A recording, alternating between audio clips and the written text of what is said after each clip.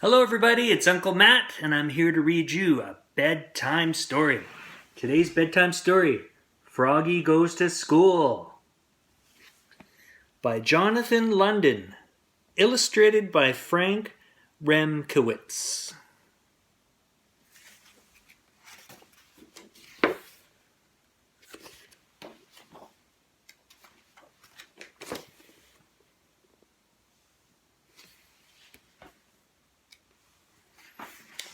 Copyright 1996.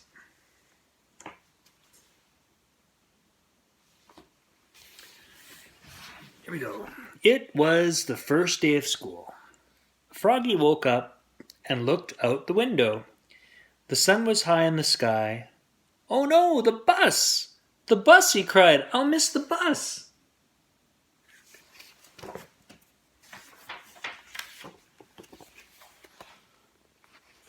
He hopped out of bed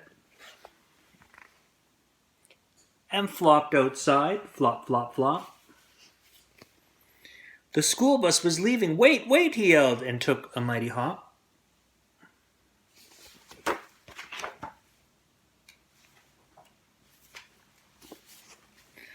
The bus hissed to a stop, and the door folded open.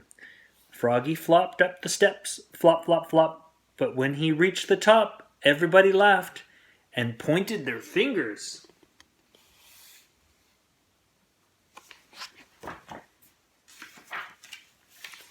"Froggy!" yelled his friend Max.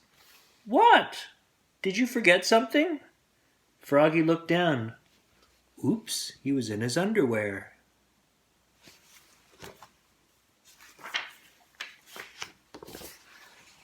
He dashed to the back of the bus and hid behind Max's umbrella all the way to school. At school, he hopped behind some bushes. He tried to hide behind the flagpole. He rolled down the hall like a bowling ball. And in class, he pretended to be a flower pot.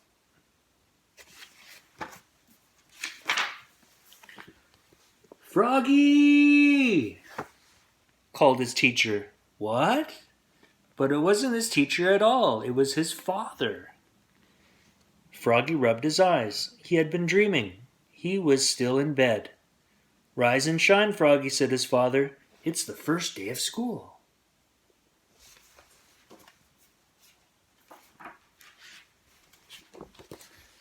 This time, Froggy got all dressed. Zip, zoop, zup, zut, zut, zut, zat. There he flopped into the kitchen. Flop, flop, flop. He tried to pour milk on his bowl of flies, but the carton flew out of his hands. "You're just nervous about school, Froggy," said his mother. "Everybody is, the first day." "Not me," cried Froggy.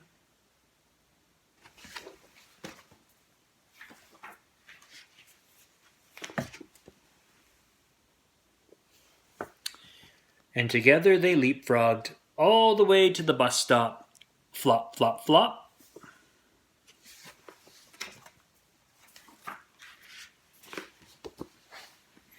At school, Froggy found his name tag on the table.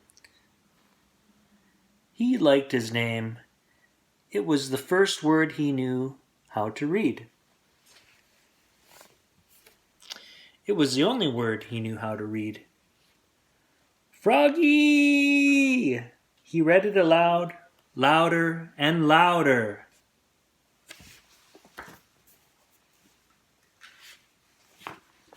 "Froggy!" cried his teacher, Miss Witherspoon. "What?" "Hush, dear, it's time to pay attention."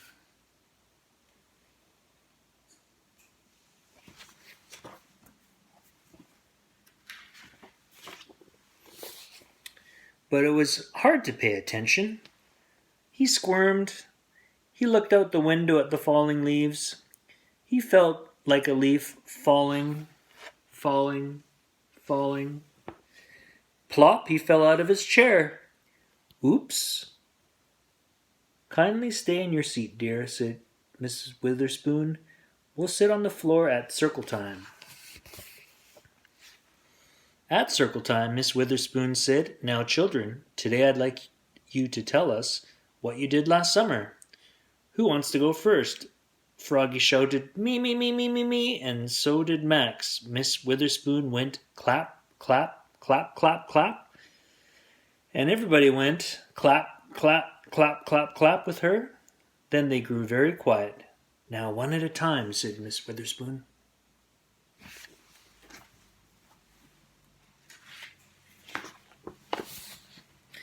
When Froggy's turn came, he jumped up and down and said, "Last summer I learned how to swim." And he sang, "Bubble, bubble, toot, toot, chicken, airplane, soldier." Everybody jumped up and joined in. Bubble, bubble, toot, toot, chicken, airplane, soldier.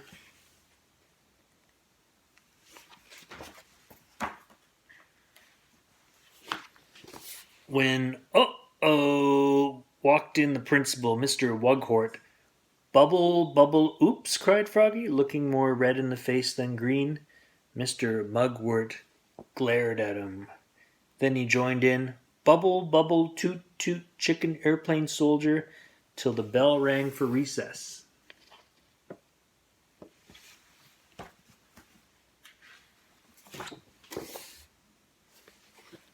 When Froggy flopped off the bus after school, his father said, "Froggy, how was your first day of school?"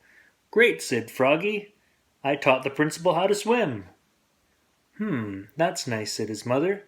"But where's your lunchbox and baseball cap?" "Oops, I left them at school." "Oh, Froggy, will you ever learn?" said his mother. "That's why I'm going to school, Mum." And together they leapfrogged.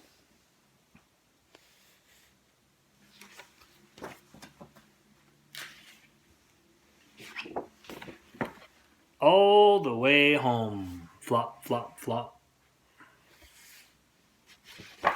The end. And that's it for a story tonight. Thanks for joining me. I'm Uncle Matt, and I'll see you next time. Bye.